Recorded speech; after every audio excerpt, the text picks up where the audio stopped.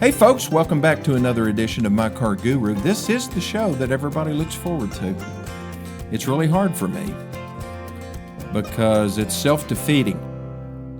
The reason I say that is because I am currently a Ford and a Nissan dealer in Greenville, Tennessee. I have a huge investment, beautiful dealership and lot, and I think it looks better than most in the Tri-Cities, but a lot of them outsell me, so I'd rather sell more cars than have a real pretty store. But it is a pretty store, and I have to support it with my time, talents, and energy. And when I get on here and I talk about other people's brands being superior to mine, it's not real helpful, but I'm going to do that. I'm going to take my hat off and or my Gateway Ford to Gateway Nissan hat, put it aside, put on my guru hat, and I'm going to tell you which vehicles in multiple classes that I would buy if I were not a Ford Nissan dealer. And we're going to start at the bottom of the ladder, I guess I should say, small cars. But that's a really hard place to start because there aren't a lot of small cars. I remember selling Chevrolet Chevettes. Now that was a small car. I also sold a little car called the Mazda GLC. Maybe at the time, back in 1970, let's see, that was 78, 79, 80. I can't remember when they stopped making the GLC. They changed the name to what did they change it to? Protege, I think was the brilliant name they changed it to. But yeah, that great little car, that's what it stood for, and we sold a bunch of them. It was great. I think the base price on it was $2,995, $2,995. Are there any cheap small cars anymore? No, there aren't. The cheapest new car that I know of that you can buy is a Nissan Versa, and it looks pretty good. It really doesn't have a lot of competition. I mean, you can look at Hyundai. They make some small cars, but not that small. So again, we're talking passenger cars here. So what would I buy? Let's go up the next level, a little bit over the Versa, and let's get into that class where you find the Honda Civic, the Toyota Corolla, the Mazda 3. It's a good car, pretty swoopy looking, and then the Nissan Sentra, which is that's the next step up from the Versa. Really like the way that car looks. There's no bias there. It looks good.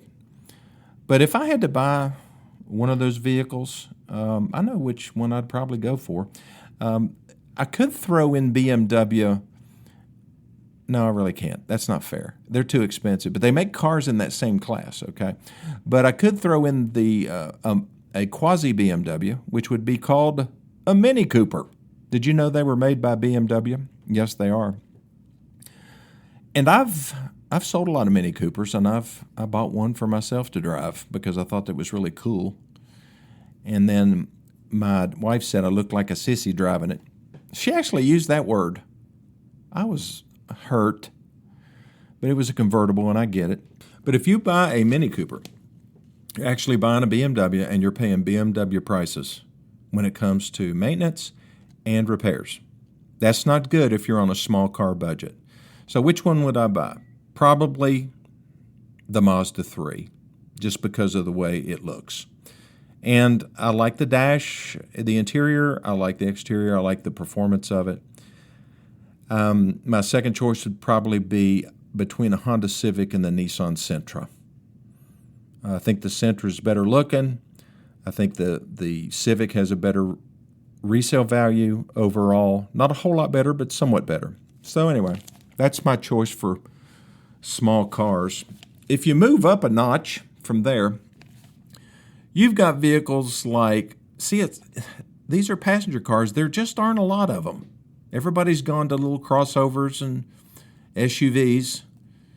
You look into the midsize, would be the Toyota Camry, would be one that would qualify. Volkswagen would probably be the Jetta, which I like the Jetta. Again, maintenance cost would scare me a little bit on the Jetta. Oh, I forgot to mention the Golf. The Golf is a car that would compete with the Mazda 3 and the Corolla and the Civic, but I wouldn't buy it either. Okay, I like the way they look, though. I would buy a Golf GTI or a GTR. Those are really cool. And if I had unlimited funds and had 15 garages, I'd probably put a Golf R in it. Just because they're quick, they're all-wheel drive, they're just, very German. I like German cars. Where was I? Oh, yeah, the Honda Accord. It's hard to beat that one. The Nissan Altima. Hey, Lenny, how come you're not talking about Hyundai? Because I wouldn't buy a Hyundai, nor would I buy a Kia. I know a lot of people do, and I know they're very successful and sell a lot of cars. But Hyundai and Kia are copycats. If you look at any of their vehicles, maybe with the exception of the Elantra, they just look like other cars. They're copycats. And they have a lot of engine troubles. So that's what would scare me off from a Hyundai or a Kia. Ford doesn't have anything. Ford doesn't sell passenger cars anymore, except for the Mustang. I know it. It breaks my heart. I mean, just think about it. 10 years ago, we had the Fiesta, we had the Focus, we had the Fusion, we had the Taurus, and I think that was it. They're all gone. Look at Chevrolet. I mean, Chevrolet had the Cruze and the Malibu, and I think that's all the passenger cars they had, or the Impala, all gone. The domestic manufacturers decided we can't make any money selling cars. But it's funny that Honda and Toyota and Nissan can build them in the United States and apparently make money doing it. So it's somewhat frustrating. Okay, I'll take my first break. I'll be back here in just a minute.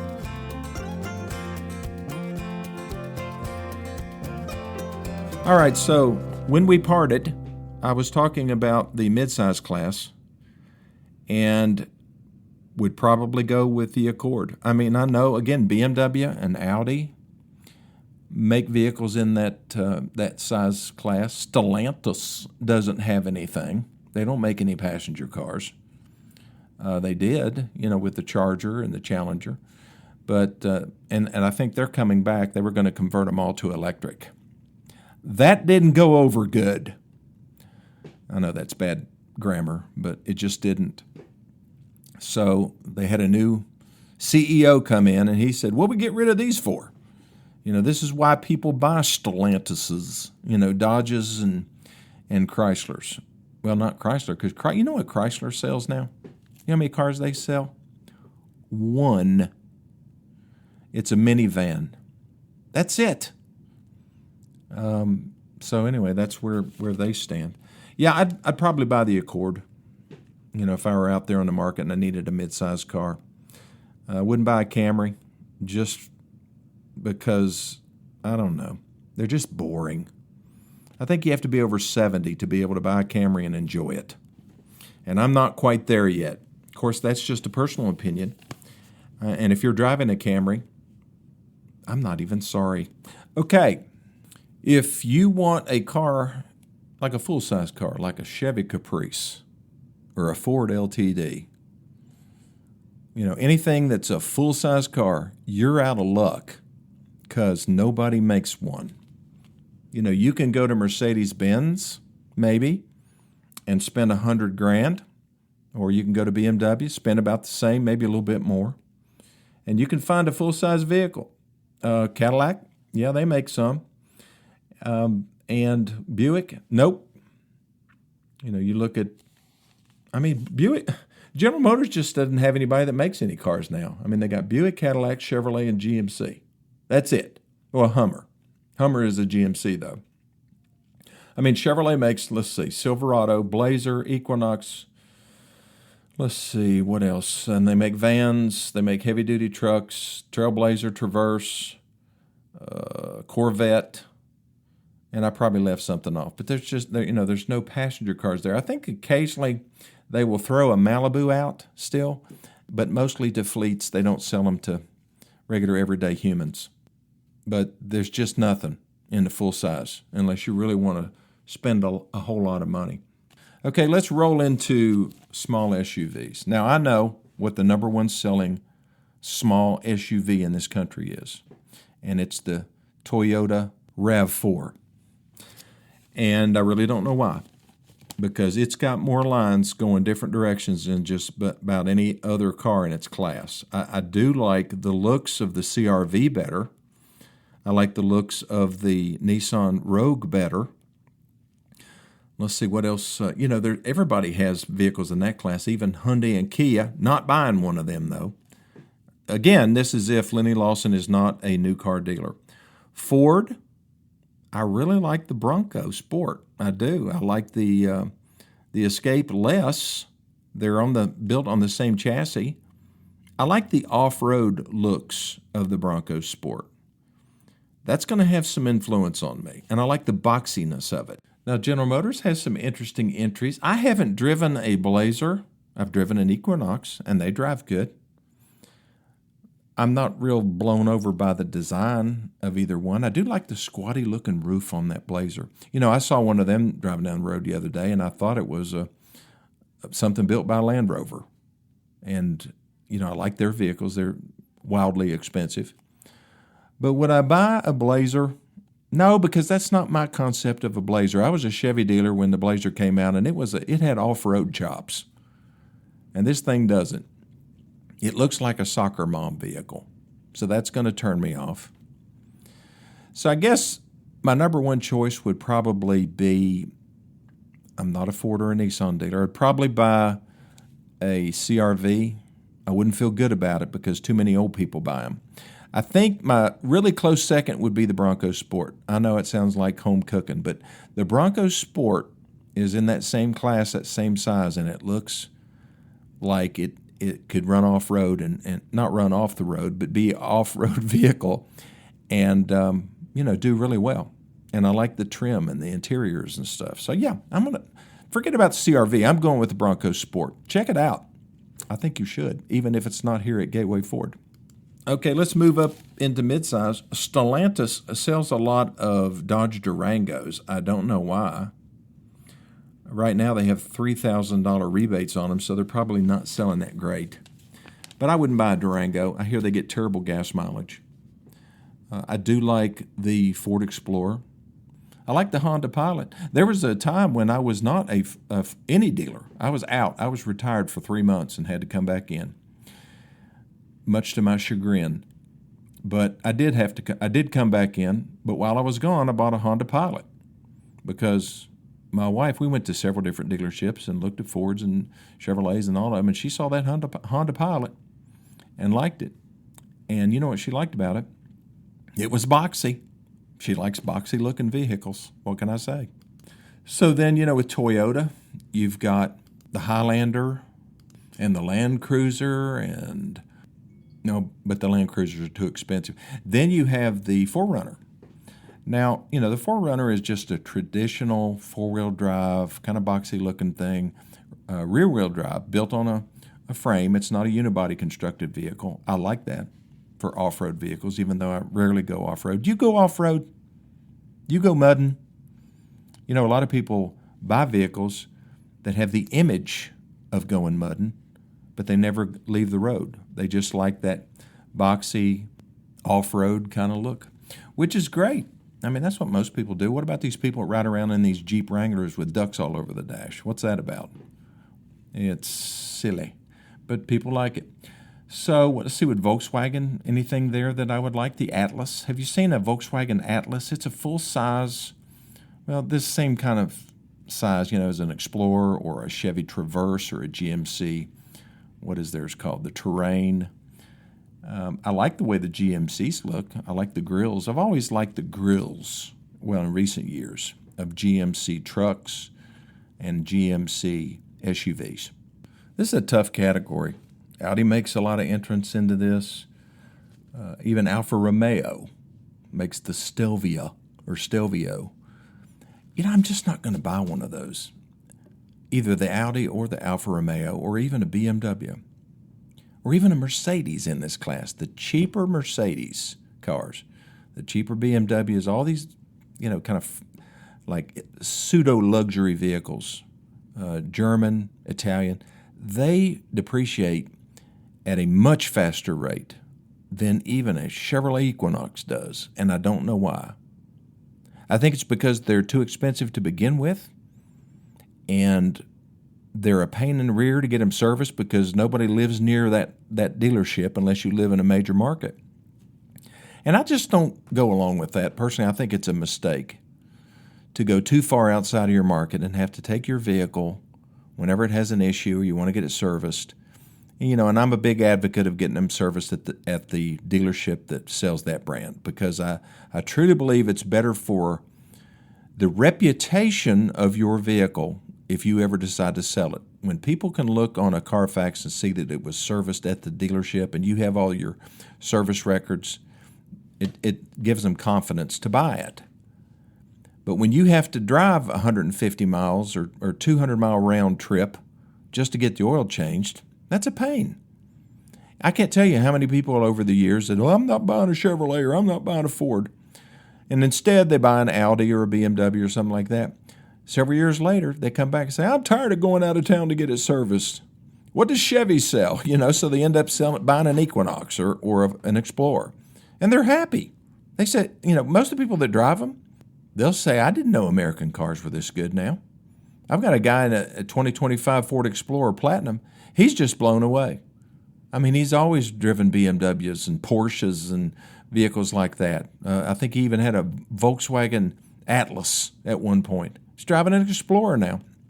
He's tired of going out of town to get it serviced and for the expensive repairs that they face. I mean, when you're talking about, $1,500 headlights per side, and when a Ford Explorer might be $300 per side, and you don't have to use any special oils and you don't have to use premium fuel.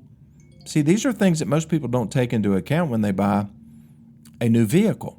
They think, well, I got this BMW and it's only cost me $100 a month more.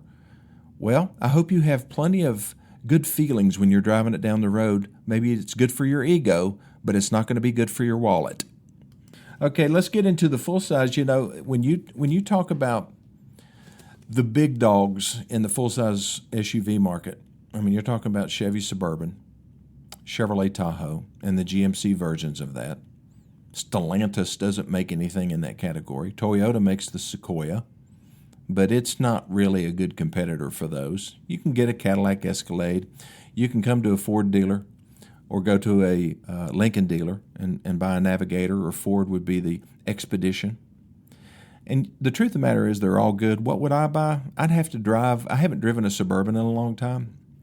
I like the way the Suburban looks a little bit better, I hate to say it, than the Expedition. But I love the fuel economy of the Expedition. I like the fact that it has a 6-cylinder engine with twin turbochargers on it, gets better gas mileage, and doesn't have that cylinder deactivation that you have with the GM products. And Nissan makes the Armada, and boy, that new Armada, it's really nice. I would have to consider it if I was willing to buy a short wheelbase vehicle like a Tahoe or a short wheelbase Expedition. But if I'm going big, which I probably would, I'd probably go with the Lincoln Navigator. And I'm not a Lincoln dealer anymore, but that thing's just cool, and it's beautiful, and the interiors are amazing. And so that's probably what I would pick in that regard. Now, you may have noticed that there aren't any Subarus on my list, and it's just because I just don't care for Subarus. I mean, they're great vehicles. They're long-lasting. They're all-wheel drive. They have, I think, good dealer support. There's a lot of dealers around, and they're great vehicles, but it's just not for me. Now, when it comes to sports cars, then I'm going to let you know which one that I would prefer.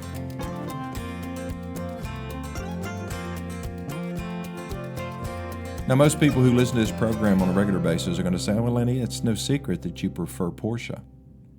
That's true. I do love a Porsche 911. I like most of their products. But from a value standpoint, if I wanted to buy a sports car, a fast sports car, something really high performance, and I took into consideration how much it cost. No way I'd buy a Porsche.